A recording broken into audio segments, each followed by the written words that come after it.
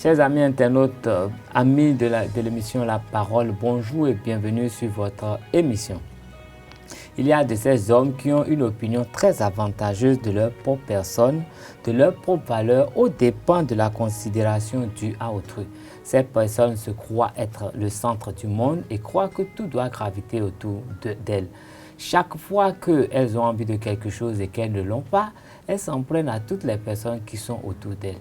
Chaque fois qu'elles ont une envie, elles voudraient que cette envie soit l'envie de tout le monde, aux dépens des préoccupations d'autrui. Ce genre de personnes, généralement, sont qualifiées d'orgueilleux. Et ce qui fait qu'aujourd'hui, nous allons nous intéresser un peu à ce genre de personnes, étant donné que ce genre d'attitude a beaucoup de conséquences dans la société. Si vous êtes un petit employé quelque part et que vous êtes animé de ce sentiment, c'est que même vous avez envie d'être dans la peau du patron quand le patron n'est pas là. Vous avez envie d'avoir les mêmes avantages que le patron alors que vous n'avez pas les mêmes statuts. Et chaque fois que ce n'est pas vous, il y a problème. Et ce genre d'attitude crée pas mal de problèmes dans la société. C'est pour cette raison qu'aujourd'hui, nous avons quand même décidé d'élucider un peu le phénomène de l'orgueil. L'orgueil qui est une attitude qui peut créer beaucoup de dommages dans la société. Et pour cet exercice, nous avons invité pour vous, une fois encore, le pasteur Humbo Komlan. Il est avec nous ici dans ce studio et c'est lui qui nous entretiendra sur ce sujet. Bonjour, pasteur. Bonjour. Comment allez-vous? Ça va très bien. Comment va le peuple de Dieu? Le peuple de Dieu se sent très bien. Ok, selon vous, qu'est-ce que c'est que l'orgueil? L'orgueil, pour le ramener au niveau de tout le monde, c'est rechercher ses propres intérêts au détriment de toutes les autres personnes. Si vous prenez quelqu'un qui recherche que son intérêt, sans vouloir se préoccuper de quelqu'un d'autre ou bien de tous les autres, on le considère comme un homme orgueilleux.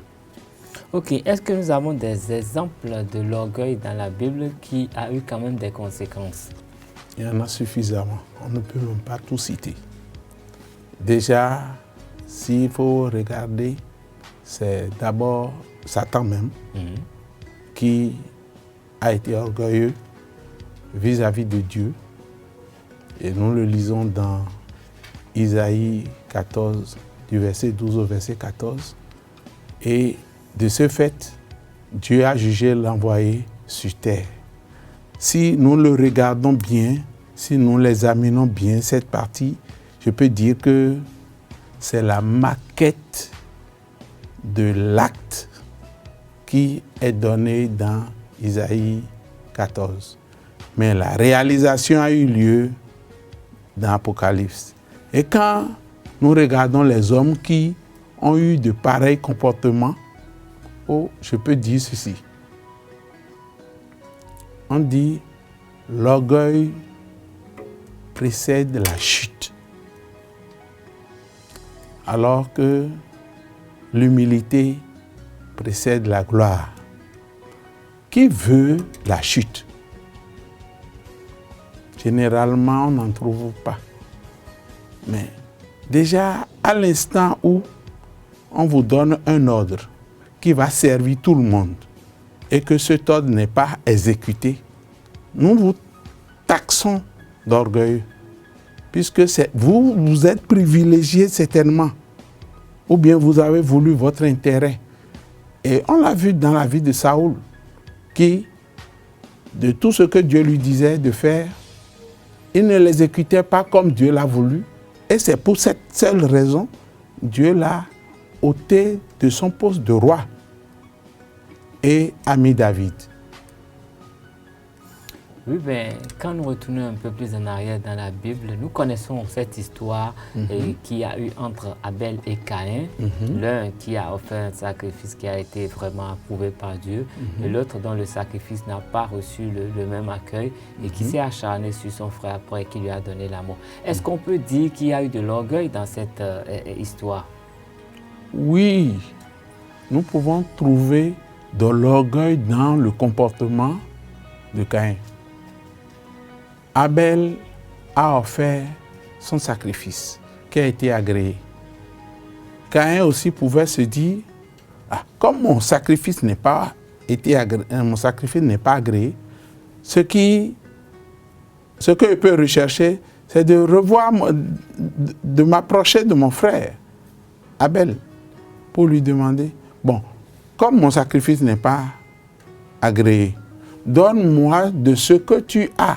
Ce que tu as fait rigoureusement, je veux le faire moi aussi, pour que mon sacrifice soit agréé.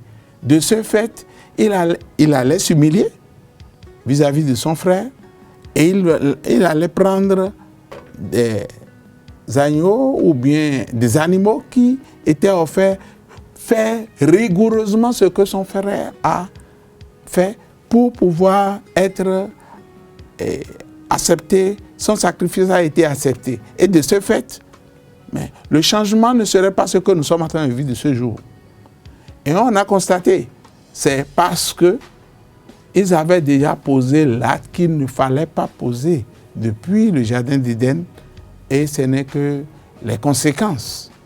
C'est-à-dire, si moi je veux préciser, je dis, c'est un fruit de Satan, l'orgueil.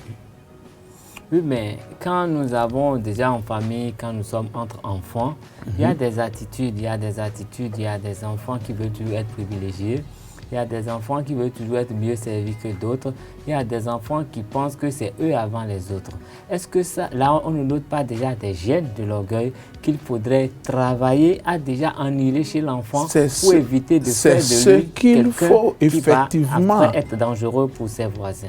C'est ce qu'il faut effectivement. Les parents doivent aider leurs enfants. Sinon, comme je suis en train de l'expliquer tout à l'heure, c'est que si vous trimballez les gènes d'orgueil, ça vous amène au fruit de la chair, et c'est la mort qui en découle régulièrement, la mort. Pourquoi je dis c'est régulièrement la mort? Une seule raison. Quand Dieu n'est pas quelque part, quand l'amour n'est pas là, et je juge que l'orgueil ne peut amener que de la haine. Et là où il y a de la haine, sachez, on n'a pas besoin de réfléchir. C'est les conséquences du manque d'amour, de non-amour et autres qui finissent par s'installer. Et quand ça s'installe, je ne sais pas ce qu'on peut trouver de bon. Régulièrement, ce ne serait que des suites de péchés. Dans un ménage, quand l'homme estime qu'il y a des choses qui sont rigoureusement réservées à la femme et des autres qui lui sont réservées, et qui n'est pas en mesure de suppléer aux faiblesses de sa femme quand elle ne peut pas vraiment faire certaines choses qui relèvent peut-être de sa compétence ou de ses prérogatives dans la maison, est-ce qu'on peut également attribuer cela à de l'orgueil? Je dis oui. Est-ce qu'il y a un acte ou bien un comportement ou bien quelque chose qu'il faut faire dans un foyer qu'on peut attribuer qu'à la femme ou bien attribuer qu'à l'homme? S'il s'agit de préparer, tout le monde mange. Donc ça veut dire que tout le monde doit participer au repas. C'est-à-dire à la préparation du repas. Ce n'est pas celui qui a donné l'argent, on ne parle pas de l'argent. Mais après que l'argent est allé au marché, est revenu à la maison là, mais il y a encore du travail. Sinon, il n'y a pas de quoi manger. Donc, chacun doit pouvoir jouer un rôle. Si c'est une mère a des enfants, oui, et les plus petits doivent s'occuper du plus petit enfant, oui, s'il y a quelque chose du genre, oui, et les autres doivent, chacun apporte sa pierre pour que le repas soit prêt, pour que la cuisine soit propre, pour que la table même à manger soit au point pour que nous puissions passer à la table. Non, mais puisque vous en parlez, je suppose que dans un ménage, la femme a le double du salaire de son mari. Elle estime que c'est du devoir de son mari de payer le loyer, de payer les cités, de payer l'eau, de payer l'écolage, de donner la popote. C'est des erreurs. C'est des erreurs. Est-ce qu'on peut dire que c'est de l'orgueil, ça aussi? Je dis que tout ça, là, c'est des erreurs. Si l'orgueil s'installe, le foyer ne va pas. Il n'y a rien de bon. Je dis que c'est un fruit de Satan, un fruit de la chair. Or, il faut que le fruit du Saint-Esprit s'installe dans tout ce qui est œuvre de Dieu. Le foyer est créé par Dieu. Oui.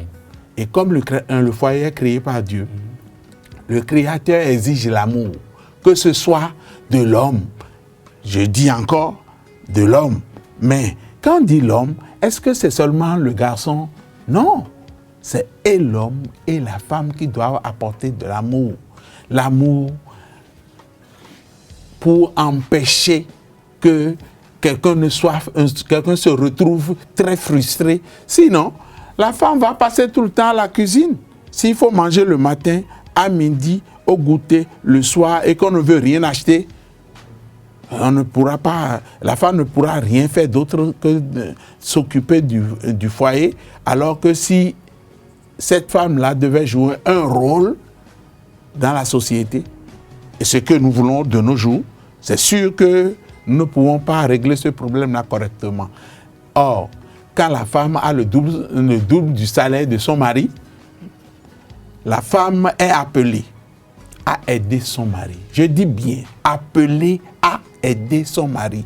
Et peut avoir son ministère dans le foyer et partout où elle peut se trouver. Donc, raison pour laquelle elle doit apporter ce qu'elle doit apporter pour la stabilité du foyer, pour que la bonne marche du foyer soit une réussite, et devant les hommes, et devant Dieu.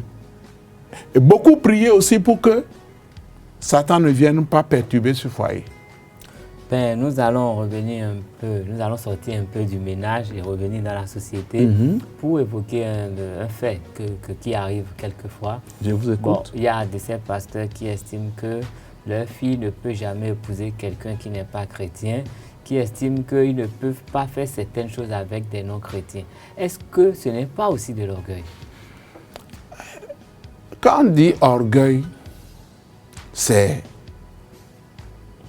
vouloir son intérêt. Non, parce que j'estime que quand on le dit, c'est qu'il estime que lui il est plus proche de Dieu, lui il est plus enfant de Dieu, et les autres ils sont loin de Dieu. Et il n'aimerait pas que ses enfants aillent s'allier avec des gens qui sont très loin de Dieu. Alors que Dieu nous prescrit de ramener dans sa maison toutes les brebis égarées. Les brebis égarées doivent revenir dans la maison de Dieu, oui, par l'évangile. Oui. Mais il y a sur ce plan, c'est la parole de Dieu qui exige à ce que l'homme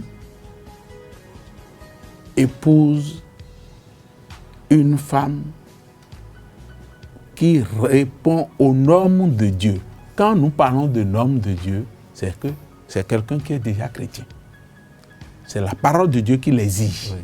Maintenant, si la parole de Dieu exige quelque chose, vous voulez outrepasser et que vous ne mettez pas les garde-fous, qu'est-ce qui va se passer? Vous allez sortir du camp de Dieu. Regardez bien, quand Salomon a épousé rien que des femmes qui ne sont pas enfants de Dieu parce que d'autres rois le lui ont proposé et il les a pris comme femmes, au bout du rouleau, si vous regardez bien, vous allez voir, Salomon a voulu satisfaire ses femmes. Et voulant satisfaire ses femmes, s'est retrouvé à un bord où, si nous analysons bien, c'est qu'il a déplu à Dieu, alors qu'il était agréable à Dieu au départ. Donc, raison pour laquelle, si l'homme qui veut t'épouser, qui veut épouser la fille, accepte donner sa vie au Seigneur Jésus, moi je peux dire oui d'abord, mais avec des pincettes. Pourquoi? Parce que l'homme change et peut changer négativement. Mais si nous voulons faire des promesses, tenir nos promesses, non, le problème ne se pose pas. Et donc, ça veut dire que le chrétien peut se dire, je laisse tomber l'orgueil, je laisse tomber que je suis plus proche de Dieu que l'autre et entreprendre quand même des activités avec des non-chrétiens en se réservant cet exercice ou bien ce devoir d'essayer d'agir pour le ramener quand même dans la maison de Dieu. Parce que moi, j'estime, André, que considérer qu'on est plus proche de Dieu, c'est déjà jugé. Et on dit qui juge sera jugé également. Non, donc, ce n'est pas vrai. D'accord. Qui juge sera jugé, c'est ce que nous racontons. Mais la parole de Dieu juge déjà. Quand vous allez contre la parole de Dieu, vous êtes jugé. Oui. Ce n'est pas moi qui vous juge. Si j'ai répété ce que dit la parole de Dieu, je ne vous juge pas. Mais plutôt, la parole de Dieu vous juge. Quand Jésus vous juge, est-ce que c'est moi qui vous ai jugé? Je dis non. Les gens prônent de ces genres de paroles, de jugements, et je leur dis carrément non, ce n'est pas la meilleure manière. Quand la parole de Dieu va dans un sens, allez dans ce sens-là. Puisque quand vous luttez contre Dieu, vous voulez être ami de qui? Et quand vous êtes ennemi de Dieu, vous avez tout perdu. Ben, plus généralement dans la société, dans notre société spécialement, il est dit que c'est la corruption qui est le vrai problème, la vraie source de notre non-développement, pour ne pas dire sous-développement. Et il y a de ces actes qui accompagnent la corruption, l'incivisme et beaucoup d'autres choses. Est-ce que ce n'est pas de l'orgueil que de vouloir prendre ce qui appartient à tout le monde? Est-ce que ce n'est pas l'orgueil qui est notre vrai problème? Je dis, la corruption, oui, c'est rechercher son intérêt au détriment de tout le reste, vouloir empêcher les autres de profiter de ce dont ils doivent profiter. Et de ce fait, je peux vous dire que si effectivement tu aimes ton prochain comme toi-même, est-ce que tu dois prendre ce qui est à lui et l'utiliser? La réponse est non. Même si son argent, 100 francs, tombe au sol et que tu retrouves, la meilleure des manières, c'est de le lui retourner. Vous ne devez pas garder l'argent de votre prochain. Vous ne devez pas utiliser ce qui est à lui sans le lui demander, sans l'avertir. Sinon, c'est déjà du vol. Dieu interdit le vol. L'orgueil, quand on veut l'appliquer, quiconque, comme le dit la parole de Dieu, se sent orgueilleux, il est dans l'ornière, il sort de la volonté de Dieu et de ce fait, tout va mal. Il va régulièrement pécher, régulièrement. Quoi qu'il veuille, quoi qu'il fasse, ce ne serait que du péché. Et ainsi dit, est-ce qu'on peut qualifier d'orgueilleux le comportement d'une personne qui refuse de se soumettre à une loi qui régit la société dans laquelle il vit? Dieu nous demande d'obéir aux autorités, oui, selon Romains 13. Oui. Et je peux dire ceci, s'il y a loi, on doit obéir à la loi. C'est pourquoi la loi permet que chacun réglemente, je vais même dire, le comportement de tout un chacun de nous. Et nul n'est au-dessus de la loi. Nul n'est au-dessus de la loi. Et c'est pour cela que chacun doit pouvoir revoir ses comportements. Quand nous disons, faisons ci, parce que c'est ce qui va nous avantager dans notre pays, oui, c'est ce qu'il faut faire. Si on ne le fait pas, ça va amener des déconvenues, des conséquences négatives. Et ces conséquences-là doivent nous apporter rien que de la mort et autres.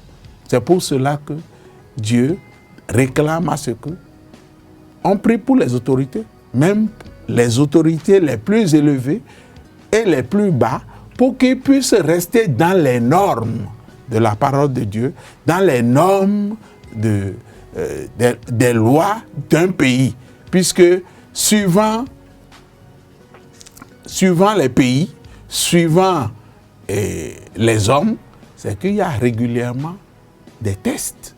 Et ces tests-là doivent régir et aider tout le monde à bien se comporter d'une manière ou d'une autre. Voilà pourquoi l'orgueil ne peut que précéder la chute.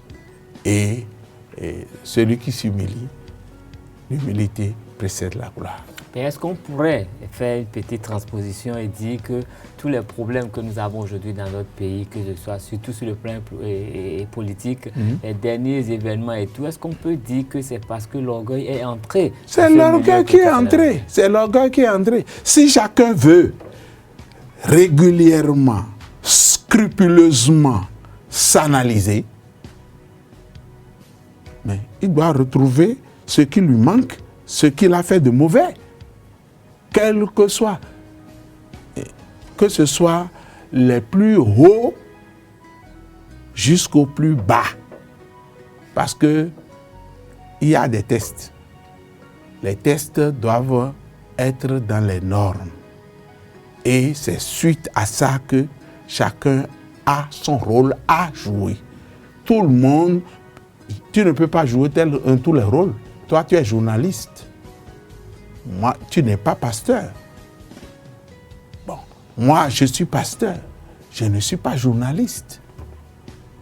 Aujourd'hui, tu me poses des questions et je réponds. Je réponds en donnant les raisons bibliques. Toi, tu tiens compte des tests du journalisme pour te comporter dans la société, pour faire tes investigations, pour faire ce que tu joues comme rôle dans la société. C'est ainsi que le chef du quartier a son rôle à jouer et le président de la République aussi a son rôle à jouer, les maires ou bien les députés, chacun a son rôle à jouer. Et quand nous parlons de chacun a son rôle à jouer, le tout n'est pas de faire quelque chose. Est-ce que c'est les tests même qui permettent ça? Est-ce que ces tests-là répondent aux normes? À des moments donnés, même les tests mettent en erreur. Parce que tels qu'on les a, on a prévu ces tests. Les conditions n'ont pas été remplies pour que ces tests soient appliqués. Ainsi de suite, ainsi de suite. En tout cas, il doit y avoir des goulots d'étranglement et ces goulots d'étranglement doivent être évités. C'est ça, faire la volonté de Dieu. Ok, à votre avis, qu'est-ce qu'on peut faire pour lutter contre l'orgueil? Qu'est-ce qu'on peut faire? Une seule chose, donner sa vie au Seigneur Jésus et obéir à ce que le Saint-Esprit nous réclame. Puisque le fruit de l'Esprit, c'est l'amour. Le fruit de l'Esprit, c'est l'amour. C'est la paix, la joie, la tempérance, la patience. Ces éléments sont des éléments très, très importants. Sans ces éléments, je peux vous dire, le foyer vole en éclats. Et même un pays. Je dis la vérité. Je dis, le foyer vole en éclats. Si le chef du foyer ne met pas de l'eau dans son vin, son foyer va voler en éclats. Pourquoi? Parce que, et lui, sa femme, les enfants, il n'y aura plus compréhension. Et la compréhension est indispensable. Je dis, la compréhension est indispensable. Bien que l'on sait que c'est le chef de foyer, à des moments donnés, doit s'humilier, doit pouvoir revoir sa copie. Pourquoi pas? Je dis bien revoir sa copie. C'est indispensable. Et la même chose se présente encore face à un pays, face à un quartier, face à n'importe quelle société. Je dis bien, partout il doit y avoir un chef. S'il n'y a pas de chef, ça ne peut pas aller. Mais chacun doit respecter le rôle qu'il est obligé de faire. Je dis bien, je ne marchande rien. Ce que je dis, c'est clair. Quand on prend un cas, quel que soit le cas, n'importe quel foyer, quel que soit le foyer, n'importe quel pays, quel que soit le pays, n'importe quelle société, quelle que soit la société, chacun a un rôle à jouer. Et ce rôle est important. Nul n'est de trop. C'est ce que Dieu a fait.